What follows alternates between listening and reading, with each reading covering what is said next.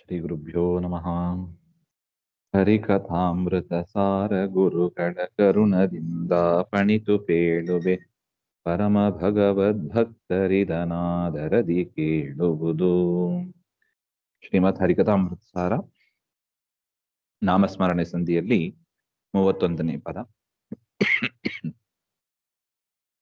ಭೂತಳದಿ ಜನರುಗಳು ಮರ್ಮಗ ಮಾತುಗಳನ್ನಾಡಿದರೆ ಸಹಿಸದೆ ಕಾದಿಸುವರತಿ ಕೋಪದಿಂದಲಿ ಎಚ್ಚರಿಪತೆರದಿ ಮಾತುಳಾಂತಕ ಜಾರಹೇನವನೀತ ಚೋರನೆ ಎನಲು ತನ್ನ ನಿಕೇತನದೊಳಿದಿಟ್ಟವರ ತಂತೈಸುವನು ಕರುಣಾಳು.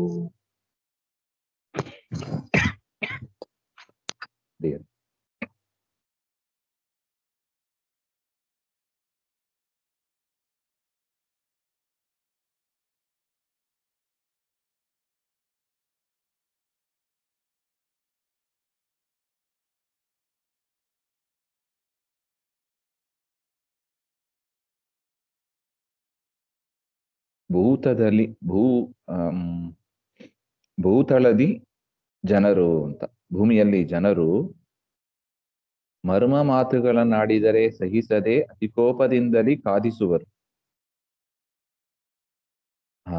ಮರ್ಮದ ಮಾತುಗಳು ಅಂದ್ರೆ ಮನಸ್ಸಿಗೆ ನೋವಾಗತಕ್ಕ ಮಾತುಗಳನ್ನ ಮಾತನಾಡಿದರೆ ಭೂಮಿಯಲ್ಲಿ ಜನರು ಅದನ್ನ ಸಹನೆ ಮಾಡೋದಿಲ್ಲ. ಯಾರು ನಮಗೆ ಕೆಟ್ಟ ಮಾತನ್ನ ಅಂದುಬಿಟ್ರೆ ನಾವು ಸಹನೆ ಮಾಡೋದಿಲ್ಲ, ಅವರನ್ನೇ ವಾಪಸ್ ಬೈದು ಬಿಡ್ತೀವಿ. ಅತಿ ಕೋಪದಿಂದಲೇ ಕಾದಿಸುವರು. ಎಚ್ಚರಿಪತೆರದಿ ಅವರಿಗೆ ಎಚ್ಚರವನ್ನ ಕೊಡೋರು. ಇವತ್ತು ಬಿಟ್ಟಿದ್ದೀನಿ, ಇನ್ನೊಂದ್ಸಲ ಏನಾರು ನನ್ನನ್ನು ಮಾತನಾಡಿದ್ರೆ ಹೀಗೆ ಮಾಡ್ತೀನಿ ಹಾಗೆ ಮಾಡ್ತೀನಿ ಅಂತ ಭೂಮಿಯಲ್ಲಿ ಜನ ಬೈಯೋದುಂಟು. ಆದರೆ ಪರಮಾತ್ಮ ನೋಡಿ ಎಷ್ಟು ಕರುಣಾಳು ಅಂದ್ರೆ, ನೀನು ಮಾತುಲಾಂತಕ, ದೇವರನ್ನ ಹೇಳುವ ಶಬ್ದ. ಮಾತುಲಾಂತಕ ಅಂದ್ರೆ ಸೋದರ ಮಾವನನ್ನ ಕೊಂದವ ಹಾಗೆ.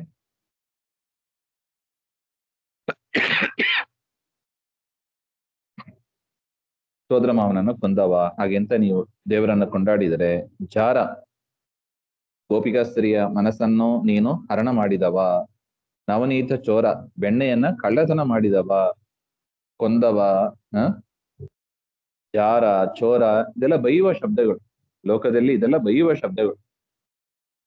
ಹಾಗೆ ಅಂತ ಇಷ್ಟೆಲ್ಲ ನಾವು ಹೇಳಿದ್ರು ಕೂಡ ಭಕ್ತಿಯಿಂದ ದೇವರು ಏನ್ ಮಾಡ್ತಾನೆ, ಆ ಭಕ್ತನನ್ನ ತನ್ನ ಮನೆಗೆ ಕರೆಸಿ ಕರುಣಾ ಸಮುದ್ರನಾದ ಪರಮಾತ್ಮ ಸಂರಕ್ಷಣೆ ಮಾಡ್ತಾನೆ. ದೇವರನ್ನು ಏನು ಅಂತ ಹೇಳ್ಬೇಕು, ನೀನು ಜಾರ, ನೀನು ಚೋರ ಅಂತ ಹೇಳ್ಬೇಕು. ಅಷ್ಟ ಹೇಳಿದ್ ಸಾಕು, ದೇವರಿಗೆ ಸಂತೋಷ. ಯಾರಿಗೆ ಇದೆ ನೋಡಿ ಇಂತಹ ಕರುಣಾಳು. ಲೋಕದಲ್ಲಿ ಒಂದು ಮಾತು ಹೇಳಿದ್ರು ಕೂಡ ಸಾಕು, ವಾಪಸ್ ಬೈದು ಬಿಡ್ತಾರೆ. ಆದ್ರೆ ದೇವರು ಇಷ್ಟೆಲ್ಲ ಮಾತುಗಳನ್ನು ಹೇಳಿದ್ರು ಕೂಡ ಅವರನ್ನ ತನ್ನ ಮನೆಗೆ ಕರೆಸಿ ರಕ್ಷಣೆ ಮಾಡ್ತಾನೆ. ಇದು ದೇವರ ನಾಮಸ್ಮರಣೆಯ ಮಹಿಮೆ ಇದೆ, ಅದನ್ನ ಹೇಳಕ್ ಬರ್ತಿದ್ದೆ. ಹರಿಕಥಾಮೃತ ಸಾರವಿದು ಸಂತರು ಸದಾ ಚಿತ್ತೈಸುವುದು, ನಿಷ್ಠುರಿಗಳಿಗೆ ಪಿಶುನರಿ ಕಯೋಗ್ಯರಿಗಿದನು ಪೇಳದಳೆ. ನಿರುತ ಸದ್ಭಕ್ತಿಯಲಿ ಭಗವಚ್ಚರಿತೆಗಳ ಕೊಂಡಾಡಿ ಹಿಗ್ಗುವ ಪರಮ ಭಗವತ್ ದಾಸರಿಗೆ ತಿಳಿಸುವುದು ಈ ರಹಸ್ಯ. ಹರಿಕಥಾಮೃತ ಸಾರ ಸಜ್ಜನರು ಸದಾ ಚಿಂತನೆ ಮಾಡತಕ್ಕದ್ದು. ಯಾರು ಈ ಗ್ರಂಥವನ್ನ ನಿಷ್ಠುರವಾಗಿ ಬೈತಾರೆ, ನಿರಾಕರಣೆ ಮಾಡ್ತಾರೆ, ಪಿಶುನರು ಅಂದ್ರೆ ಮರೆಯಾಗಿ ಇದನ್ನ ನಿಂದೆ ಮಾಡ್ತಾರೆ.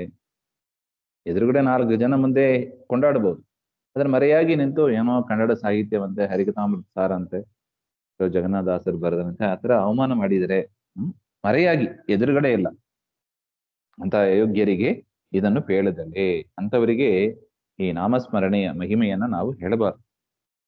ಮತ್ತೆ ಯಾರಿಗೆ ಹೇಳ್ಬೇಕು, ಭಗವತ್ ಚರಿತ್ರೆಗಳ ಕೊಂಡಾಡಿ ಸದ್ಭಕ್ತಿಯಿಂದಲೇ ಭಗವಂತನ ಚರಿತ್ರೆಯನ್ನ ಕೇಳ್ತಾ ಕೊಂಡಾಡುತ್ತಾ ಇರ್ತಾರಲ್ವಾ ಸಜ್ಜನರು, ಅದನ್ನು ಕೇಳಿ ಸಂತೋಷ ಪಡ್ತಾರೆ. ನೋಡಿ, ಪರಮಾತ್ಮನ ಕಥೆಗಳನ್ನ, ಲೀಲೆಯನ್ನು ಕೇಳಿ ಯಾರು ಸಂತೋಷ ಪಡ್ತಾರೆ ಅಂತ ಪರಮ ಭಗವದ್ ದಾಸರಿಗೆ, ಭಗವಂತನ ದಾಸರಿಗೆ ಈ ರಹಸ್ಯವನ್ನ ತಿಳಿಸುವುದು. ಅಂತವರಿಗೆ ಈ ರಹಸ್ಯವನ್ನ ಹೇಳಬೇಕು. ಬೇರೆಯವರಿಗೆ ಹೇಳಿದ್ರೂ ಕೂಡ ಒಂದು ಬೈತಾರೆ, ಅಥವಾ ಬಯದೇ ಇದ್ರೂ ಕೂಡ ಅವರಲ್ಲಿ ಏನು ಪರಿವರ್ತನೆ ಆಗೋದಿಲ್ಲ, ನಾಮಸ್ಮರಣೆ ಅಂತೂ ಬರೋದೇ ಇಲ್ಲ.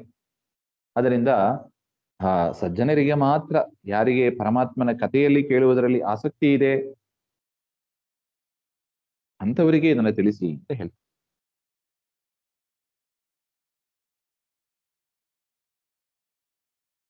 ಏನು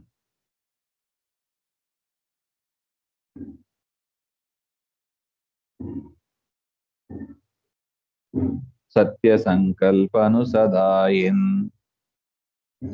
ಏನಿತ್ತುದೆದೆ ಪುರುಷಾರ್ಥವೆಂದರಿ ತತ್ಯಧಿಕ ಸಂತೋಷದಿಂ ನೆನೆವುತ್ತ ಮುಂಚಿಪುದು ನಿತ್ಯ ಸುಖ ಸಂಪೂರ್ಣ ಪರಮ ಸುಹೃತ್ತಮ ಜಗನ್ನಾಥ ವಿಠಲ ಭಕ್ತಿಸಿ ಭವಾಂಬುದಿಯ ಚಿತ್ಸುಖ ವ್ಯಕ್ತಿ ಕೊಡುತ್ತಿಪ್ಪ.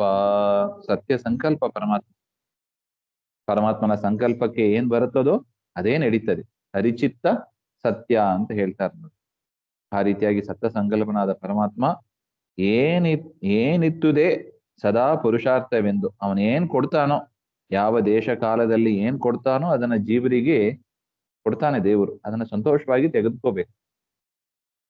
ಮನೆಯಲ್ಲಿ ಮಕ್ಕಳು, ಮೊಮ್ಮಕ್ಕಳು, ಮರಿಮಕ್ಕಳು ಹುಟ್ಟುವಂತೆ ಮಾಡ್ತಾನೆ, ಅದನ್ನ ಒಪ್ಕೋಬೇಕು, ತೆಗೆದುಕೊಳ್ಬೇಕು.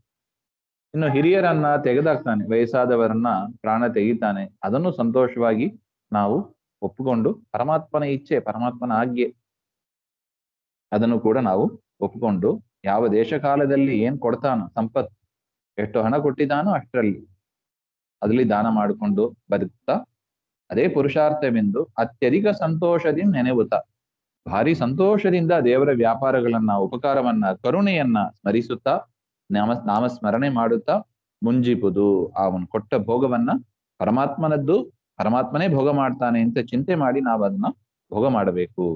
ನಿತ್ಯ ಸುಖ ಸಂಪೂರ್ಣ ಪರಮ ಸುಹೃತ್ತಮ, ಪರಮಾತ್ಮ ಆನಂದಮಯ, ಪರಮ ಸುಹೃತ್ತಮ ಅಂದ್ರೆ ಪಾಪವನ್ನ ಪರಿಹರಿಸಿ ರಕ್ಷಣೆ ಮಾಡತಕ್ಕವ ಅಂತ ಜಗನ್ನಾಥ ವಿಠಲ, ಜಗತ್ತಿಗೆ ಒಡೆಯನಾದ ವಿಠಲ, ಎಲ್ಲವನ್ನೂ ಪ್ರಳಯ ಕಾಲದಲ್ಲಿ ನುಂಗುವವನಾದ ಆ ಬಿಂಬಮೂರ್ತಿಯಾದ ಪರಮಾತ್ಮ ಭವಾಂಬುದಿಯ ಭತ್ತಿಸಿ, ಭವಸಾಗರವನ್ನ ಒಣಗಿಸಿ ಚಿತ್ಸುಖ ವ್ಯಕ್ತಿ ಕೊಡುತ್ತಿಪ್ಪ, ಸ್ವರೂಪಾನಂದವನ್ನ ಕೊಡುತ್ತಾನೆ ಅಂತ ಇಷ್ಟು ಹೇಳ್ತಾರೆ. ಇಲ್ಲಿಗೆ ನಾಮಸ್ಮರಣೆ ಸಂಧಿ ಮುಗೀತು. ನಮ್ಮ ಮುಂದೆ ಪಿತೃಗಣ ಸಂಧಿ, ಅದನ್ನ ಮುಂದೆ ನೋಡೋಣ. ಶ್ರೀಮಧ್ವಾಂತರ್ಗತ ಶ್ರೀಕೃಷ್ಣ ಆತ್ಮ ಶ್ರೀ ಹರೇ